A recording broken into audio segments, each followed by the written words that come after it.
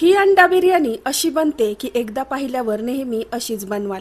त्यासाठी तांदूळ स्वच्छ धुतले, 5 ते 6 अंडी मीठ घालून उकडण्यासाठी कढईत ठेवली। आलं, लसूण, हिरव्या मिरचीचं एक वाटण बनवलं। उकडलेल्या अंड्याची साल काढून चाकूने अशा प्रकारे कट द्यायचे। गरम तेलात हळद, गरम मसाला, मिरची पावडर, थोडं मीठ घालून परतलं। आता उकडलेली अंडी घालून मसाल्यात 2-3 मिनिट परतली। आता कुकरमध्ये 2 मोठे चमचे तेल गरम झाल्यावर उभा कापलेला कांदा छान लालसर रंगावर तळायचा। थोडासा कांदा बाजूला काढायचा। नंतर यात खडे मसाले, तयार वाटण, चिरलेला एक टोमॅटो घालून जरा वेळ परतायचं।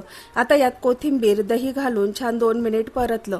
आता यात हळद पावडर, मिरची पावडर, गरम मसाला, धना पावडर, बिर्याणी मसाला घातला। व्यवस्थित चांगलं परतून घ्यायचं। मसाले छान परतले की यात धुतलेला तांदूळ घालायचा। छान मसाल्यांबरोबर एकजीव करत मिक्स करून घ्यायचा।